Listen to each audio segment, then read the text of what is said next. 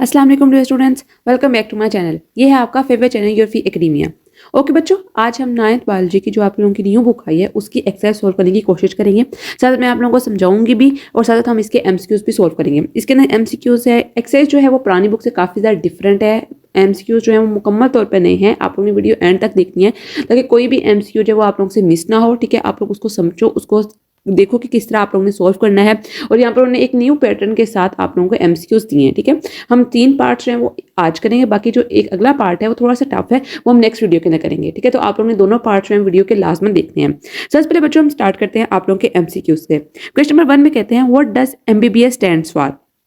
अब इसके अंदर बेसिकली क्या है कि उन्होंने आपको इन एक्सरसाइज के अंदर हिंट्स दिए हुए हैं कि इस तरह के आप लोगों के पेपर्स के अंदर क्वेश्चन भी आ सकते हैं। ठीक है, अब यहाँ पर उन्होंने एमबीबीएस की आप लोगों से फुल फॉर्म पूछी, तो किसी भी चीज़ की फुल फॉर्म आप लोगों से पेपर के अंदर पूछ सकते हैं। ठीक है, वरना मोस्ट प्रोबेबली यही है कि आप लोगों की न्यू बुक आई है, तो न्यू बुक के अंदर जो मेजोरिटी पेपर जो होता है वो आप लोगों की एक्सरसाइज से ही बनता है। तो बच्चों इसका आंसर आता है bachelor of medicine and bachelor of surgery. ए इसका सबसे करेक्ट आंसर है। ठीक है, देन आता है what is the role of horticulturist. Horticulturist basic जो होते हैं वो डील कर रहे होते हैं प्लांट ब्रीडिंग से लेकर और कल्टीवेशन को लेकर। ठीक है, जो डायग्नोज करते हैं डिजीज को या जो सर्जरीज करते हैं वो तो आपके पास डॉक्टर्स होते हैं। ठीक है, परफॉर्मिंग सर्जरीज वगैरह, और डेवलपिंग मेडिसिन ये फार्मासिस्ट जो होते हैं वो काम करते हैं। तो इसके लिए सबसे करेक्ट ऑप्शन जो है वो सबसे वैल्यूएबल ऑप्शन जो है वो है बी वाला, plant breeding and cultivation.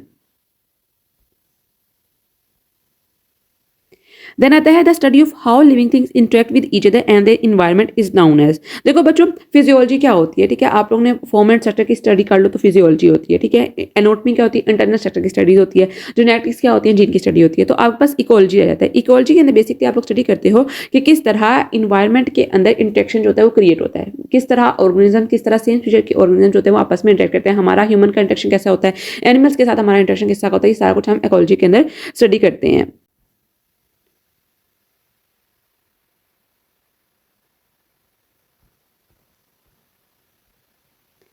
Then बच्चों तो question number 4, what does the field of forensic science involve. Forensic science से आप लोग सबसे पहले समझ लो, जैसे आप लोग सीआईडी वगैरह देखते थे ना, वो फोरेंसिक साइंस के डॉक्टर सालुंकी के पास चल जाता है ताकि सारे केसेस सोल्व करो। तो बेसिकली फोरेंसिक साइंसेज ये होती हैं। Garden management, life stock management, ये सारे आप लोगों के हॉर्टिकल्चर और फॉरेस्ट्री से रिलेटेड आते हैं। ठीक है, ड्रग डेवलपमेंट आपके फार्माकोलॉजी के अंदर आता है। तो इसका सबसे करेक्ट आंसर जो आता है वो आता है examination of evidence from crime scene, के आप लोगों ने किस तरह क्राइम सीन से जाकर आप लोगों ने एविडेंस जो है वो कलेक्ट करना है। आगे तो क्वेश्चन नंबर 5 है what is the study of diseases and their causes called, कि किस ब्रांच के अंदर आप लोग स्टडी करते हो डिजीज और उनके कॉजेज को। एनाटॉमी के अंदर आप लोग इंटरनल स्ट्रक्चर को स्टडी करते हो। ठीक है, फिजियोलॉजी के अंदर आप लोग क्या करते हो, फॉर्म्स और स्ट्रक्चर को स्टडी करते हो। फार्माकोलॉजी के अंदर आप लोग बेसिकली क्या स्टडी करते हो, आप लोग स्टडी करते हो कि किस तरह आप लोगों ने मेडिसिन बनानी है और किस तरह आप लोगों ने लोगों को प्रोवाइड करनी है, डॉक्टर्स को प्रोवाइड करनी है। अब रह जाता है आपके पास पैथोलॉजी। पैथोलॉजी के अंदर आप लोग स्टडी करते हो कि किस तरह कोई डिजीज है, उसका काज क्या है, उसके लिए मेडिसिन कौन सी हैं। तो पैथोलॉजी जो है वो सबसे करेक्ट आंसर जो है वो इस चीज के लिए है। ठीक है, नेक्स्ट क्वेश्चन है which of the following best describe the field of biotechnology. सबसे इजी चीज आप लोग इसे समझा करो, जब दो वर्ड्स जो कंपाउंड वर्ड्स होते हैं वो आपस में मिलते हैं तो इसका मतलब यही होता है, क्या होता है कि उनके जो मीनिंग होते हैं वो उसी वर्ड्स के अंदर पोशीदा होते हैं। जैसे बायोटेक्नोलॉजी, बायो का मतलब लाइफ, टेक्नोलॉजी का मतलब कि आप लोगों ने लाइफ को रिलेट करें टेक्नोलॉजी से। तो देखते हैं, स्टडी ऑफ डिजीज हमने पढ़ लिया, पैथोलॉजी के अंदर है। Study of marine life ecology के अंदर आता है। मैनेजमेंट ऑफ फॉरेस्ट्री के अंदर आ जाता है। अब आपके पास बनता है use of biological process to develop technology. ये बायोटेक्नोलॉजी का सबसे जो है करेक्ट आंसर है, इसकी डेफिनेशन को डिफाइन करते हैं। कहते हैं which field applies the computer technology in biological research. आपने देखना है कि कंप्यूटर टेक्नोलॉजी किस तरह बायोलॉजिकल रिसर्च में आती है। तो देखते हैं किस ब्रांच में आता है। बायोजियोग्राफी क्या आता है कि आप लोगों ने बायोलॉजिकल डिस्ट्रीब्यूशन देखनी है कि ऑर्गेनिज्म किस तरह डिस्ट्रीब्यूट होते हैं। बायोस्टैट के अंदर आप लोग देखते हैं कितनी पॉपुलेशन बढ़ रही है, कितनी इंक्रीज कर रही है, डिक्रीज कर रही है। बायो इकोनॉमिक्स के अंदर देखना है कितनी खुराक जो है वो काफी है लोगों के लिए, इतने जो लोग हैं वो किस तरह इस खुराक को मैनेज कर रहे हैं। तो कंप्यूटेशनल बायोलॉजी के अंदर आप लोग डील करते हो कि किस तरह आप लोग ने बायोलॉजी को रिलेट करना है with that of computer. Then आता है question number 8, the scientific method in biology starts with. जो साइंटिफिक मेथड होता है बायोलॉजी के अंदर वो स्टार्ट किससे होता है। तो आप लोगों को पता है कि जब भी आप लोग कोई चीज़ मसला हो जाता है आप लोगों की फैमिलीज के अंदर किसी भी चीज़ का होता है तो आप लोग सबसे पहले क्या देखते हो, आप लोग सबसे पहले देखते हो रूट, इस चीज़ का रूट क्या है। तो सेम इसी तरह जब भी आप लोगों ने बायोलॉजिकल मेथड स्टार्ट करना तो आप लोग सबसे पहले देखनी है कि आप लोगों को प्रॉब्लम क्या है। तो सबसे पहले इसका आता है रिकग्निशन ऑफ द प्रॉब्लम। आप लोग देखो कि वजह क्या है, प्रॉब्लम उठ कहाँ से रही है। ठीक है, देन चलते हैं क्वेश्चन नंबर 9 जो कि है a good hypothesis must be. एक जो गुड हाइपोथेसिस होता है जो कि एक आप लोगों ने बनाया होता है वो क्या होता है, उसकी क्या क्या प्रॉपर्टीज होनी चाहिए। सबसे पहले आती है प्रूवन राइट, जरूरी नहीं है। कॉम्प्लेक्स बिल्कुल भी नहीं, based on a single observation बिल्कुल भी नहीं। आप लोगों ने 10 से 12 ऑब्जर्वेशन आप लोगों की एटलीस्ट होनी चाहिए आप लोगों का हाइपोथेसिस देने के लिए। आता है टेस्टेबल एंड पोटेंशियल फाल्सिफल। हाइपोथेसिस जो होता है वो डायरेक्ट ऑब्जर्वेशन के बाद बनता है। 5 से 6 आप लोगों के हाइपोथेसिस अच्छी किस्म के होने चाहिए और इस तरह के हाइपोथेसिस होने जिनको आप लोग टेस्ट भी कर सको और उसके अंदर इतनी कैपेबिलिटी हो, इतनी उसके अंदर एनर्जी हो कि आप लोग उसको कैंसिल करके नया हाइपोथेसिस भी पेश कर सको। देन क्वेश्चन नंबर 10 है a well subtend explanation of hypothesis is called. एक बहुत अच्छी एक्सप्लेनेशन जो होती है हाइपोथेसिस को क्या कहते हैं? ऑब्जर्वेशन बिल्कुल नहीं, एक्सपेरिमेंटेशन बिल्कुल नहीं, डिडक्शन बिल्कुल भी नहीं, इसको कहा जाता है थ्योरी। अगर आप लोगों की जो हाइपोथेसिस होती है उसको आप लोग अच्छी तरह रिप्रेजेंट कर देते हो तो आपके पास एक क्या बन जाता है, वो आप लोगों के पास बन जाती है थ्योरी। ओके बच्चों, नेक्स्ट उन्होंने एक बहुत इंपॉर्टेंट पार्ट जो है वो ऐड किया है मिस मैच पेयर क्वेश्चन का, कि आप लोगों के उन्होंने मिस मैच क्वेश्चन दिए हुए हैं, आप लोगों ने फिर देखना है कि किस तरह उसकी डिस्क्रिप्शन जो है सबसे अच्छी फॉलो करती है। सबसे पहले हम देखते हैं बायोफिजिक्स। जनरली देखें तो बायोफिजिक्स क्या होता है कि हम लोग बायोफिजिक्स के अंदर देखते हैं कि किस तरह बायोलॉजी जो है वो फिजिक्स की चीज़ों को रिलेट कर रही होती है। ठीक है, लीवर मूवमेंट वाली एग्जाम्पल आप लोगों ने पढ़ी होगी, किस तरह टांग के जो मसल्स होते हैं या बाजू जो होता है वो किस तरह कॉन्ट्रैक्ट करता है, किस तरह रिलैक्स करता है, ये बायोफिजिक्स से रिलेट करता है। तो हम देखते हैं इसका आंसर सबसे परफेक्ट क्या है, इसका भी है स्टडिंग इलेक्ट्रिकल सिग्नल इन नर्व्स। आप लोगों को पता है कि जो आप लोगों की बॉडी के अंदर सारी कंडक्शन होती है नर्व इंपल्सेस के थ्रू होती है, वो किस तरह आप लोग स्कैन कर सकते हो। आप लोगों की जो हार्ट बीट होती है वो ईसीजी के थ्रू आप लोग देख सकते हो। ठीक है, आप लोगों के ब्रेन के अंदर एमआरआई कर सकते हो, एक्सरेस कर सकते हो, सारी सारी किस तरह कर सकते हो, ये बायोफिजिक्स के थ्रू कर सकते हो, क्योंकि यहाँ पर हमारी बॉडी के साथ इलेक्ट्रोमैग्नेटिक रेडिएशन जो होती है वो कनेक्ट कर सकती है, नर्व्स जो होती हैं इंपल्सेस कनेक्ट कर सकती हैं, केटाइंस और एनाइंस हमारी बॉडी के अंदर प्रेजेंट होते हैं, जिस वजह से हमारे पास हम बायोफिजिक्स के अंदर सारी चीजें स्टडी करते हैं। तो इसका सबसे बेस्ट आंसर जो है वो है studies electrical signals in nerves. ठीक है, मैं कलर चेंज करके करती हूँ ताकि आप लोगों को समझ आ जाए कि इसका आंसर कौन सा है।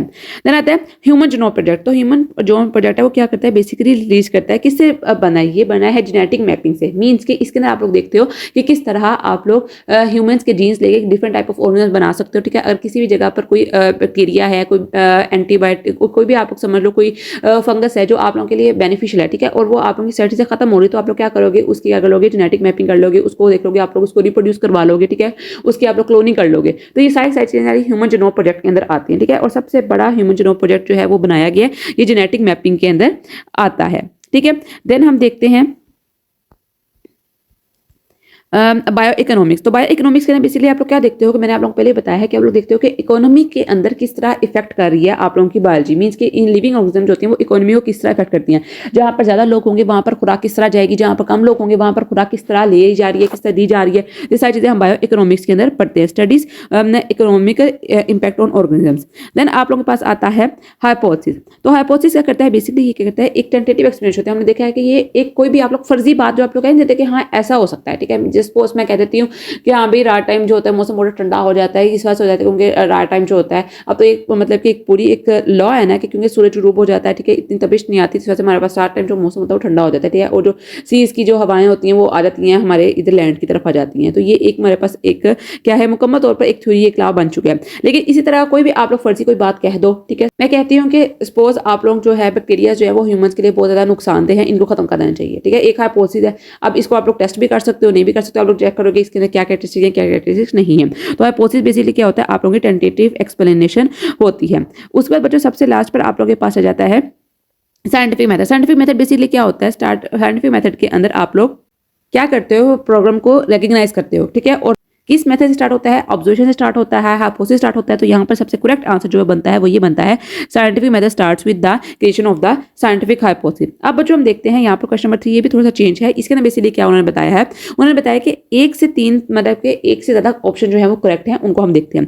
देन सबसे पे आता है question number 1, what topics are the field of agriculture cover. ये सारे के सारे एमसीक्यूज जो है वो आपकी बुक की लाइन्स हैं। ठीक है, आप लोग जब पढ़ रहे होंगे वहां पर तो आप लोग देखी होंगी पूरी लाइन्स लिखी हुई हैं, उनके अंदर ये आंसर उनके प्रेजेंट है। ठीक है, आप लोग जब पढ़ो देखो जहाँ पे आप लोग एग्रीकल्चर वाला है इसकी फील्ड्स ऑफ बायोलॉजी के अंदर, वहां पर ये टॉपिक ये है और उसके अंदर एग्जैक्ट लाइन जो है वो लिखी हुई है। ठीक है, इसके अंदर क्रॉप ग्रोथ आप लोग डील करते हो। ठीक है, सस्टेनेबल फार्मिंग डील करते हो, लाइव स्टॉक मैनेजमेंट भी इसके अंदर आप लोग डील करते हो, लेकिन इसके अंदर आप लोग फॉरेस्ट कंजर्वेशन को नहीं पढ़ते हो एग्रीकल्चर के अंदर। ठीक है, क्वेश्चन नंबर 2 के अंदर study of horticulture includes. Horticulture के अंदर आप लोग बेसिकली क्या स्टडी करते हो, हॉर्टिकल्चर में आप लोग गार्डन की मैनेजमेंट भी देखते हो। ठीक है, कल्टिवेशन ऑफ प्लांट स्पीशीज भी देखते हो, किस तरह उनको कल्टिवेट करना है, प्लांट ब्रीडिंग को भी देखते हो, लेकिन आप लोग डिजीज ट्रीटमेंट को बिल्कुल नहीं देखते हो। डिजीज ट्रीटमेंट जो है वो हमारे पास किसके अंदर आता है, वो आ जाता है आपके पास पैथोलॉजी के अंदर आ जाता है।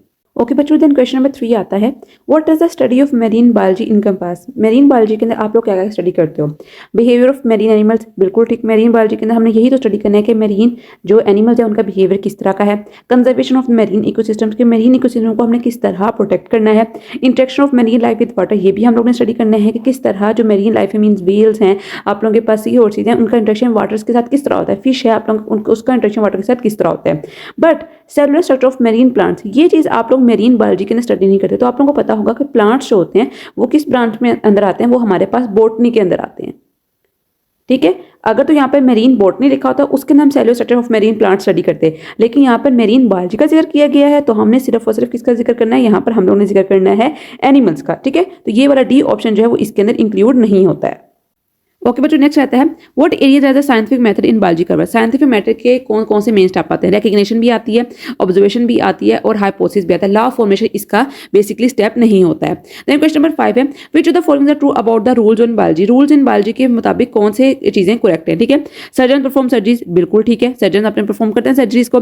हॉर्टिकल्चर स्पेशलाइजिंग प्लांट ब्रीडिंग, बिल्कुल ठीक है। ठीक है, फोरेंसिक साइंटिस्ट एग्जामिन क्राइम्स इन एविडेंस, ये भी बिल्कुल ठीक है। लेकिन fisheries specialist manage agriculture farms, ये इसके अंदर करेक्ट ऑप्शन नहीं है। ओके बच्चों, देन हमारे पास क्वेश्चन आता है question number 6, the human genome project involve which of the following fields. Human genome project के अंदर कौन कौन सी फील्ड्स जो होती हैं वो इन्वॉल्व होती हैं। सबसे पहले हमारे पास बायोलॉजी आता है, बिल्कुल ठीक, बायोलॉजी जो होती है वो इसके अंदर इन्वॉल्व होती है। बायो इकोनॉमिक्स, बिल्कुल नहीं, बायो इकोनॉमिक्स इसके अंदर इन्वॉल्व नहीं होती है। ठीक है, इसका कोई काम नहीं है ह्यूमन जीनोम प्रोजेक्ट के अंदर। कंप्यूटर साइंस, बिल्कुल कंप्यूटर साइंस होती है वो भी इसके अंदर इन्वॉल्व होती है। बेसिकली इसके अंदर बायोलॉजी, कंप्यूटर, फिजिक्स और केमिस्ट्री, ये 4-5 जो हैं, और साथ बायोकेमिस्ट्री, ये बहुत इंपॉर्टेंट है जो कि ह्यूमन जीनोम प्रोजेक्ट के अंदर इन्वॉल्व होती हैं। ठीक है, और बायोजियोग्राफी भी इसके अंदर इन्वॉल्व नहीं होती। देन आता है, which expects are consider in the study of biogeography. तो बायोजियोग्राफी से बेसिकली मतलब क्या होता है कि आप लोगों ने स्टडी करना होता है कि जियोग्राफिकल डिस्ट्रीब्यूशन कैसे हो रही है एनिमल्स की, स्पीशीज की या फिर प्लांट्स की। तो इसके अंदर आप लोग इंटरमोलेकुलर फोर्सेस तो बिल्कुल नहीं पढ़ते हो। क्यों पढ़ोगे? आप लोग केमिस्ट का तो नहीं है ना ये काम, ये तो है बायोलॉजिस्ट का काम।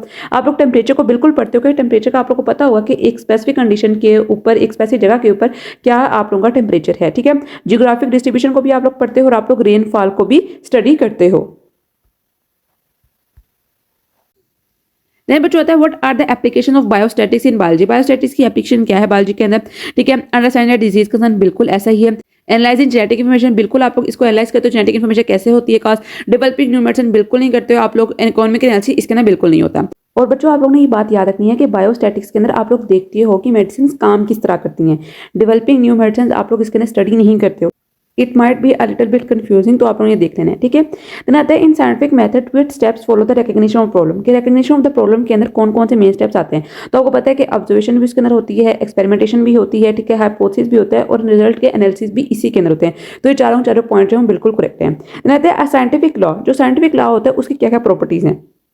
Is always express with mathematical equation, ये जरूरी नहीं है कि इसके आप मैथमेटिकल इक्वेशन भी दें। ठीक है, इस टेंटेटिव एक्सप्लेनेशन ऑफ फॉर्मूला, बिल्कुल नहीं कि टेंटेटिव एक्सप्लेनेशन नहीं होती है, ये आपके पास एक ट्रूथ होता है। ठीक है, describe how things happen nature, बिल्कुल आप लोग ये स्टडी करते हो कि नेचर के अंदर चीजें किस तरह होती हैं। Act as a foundation truth in science, बिल्कुल ये एक फाउंडेशन ट्रूथ की तरह साइंस के अंदर काम करता है। ठीक है, देन आता है हमारे पास question number 4, assertion is an type question. ये बच्चे थोड़े से लेंथी हैं, थोड़े से इनको थोड़ा सा टाइम आप लोगों को ज्यादा देना पड़ेगा, तो इंशाल्लाह हम ये कल की वीडियो में डिस्कस करेंगे। इसका पार्ट 2 जो है वो बहुत जल्द आएगा। ठीक है, आप लोगों ने इसके साथ चैनल के साथ कनेक्टेड रहना है, वीडियो को लाजमी लाइक करना है, कमेंट भी करना है। कुछ इसकी समझ नहीं आ रही है या मुझसे कहीं पे कोई मिस्टेक हो गया तो आप लोग मुझे बता सकते हो ताकि मैं उसको नेक्स्ट वीडियो के अंदर करेक्ट कर दूं। तो बच्चों आज के लिए इतना ही, कल मिलते हैं एक नई अच्छी और एक्साइटिंग वीडियो से, तब तक के लिए फी अमान अल्लाह।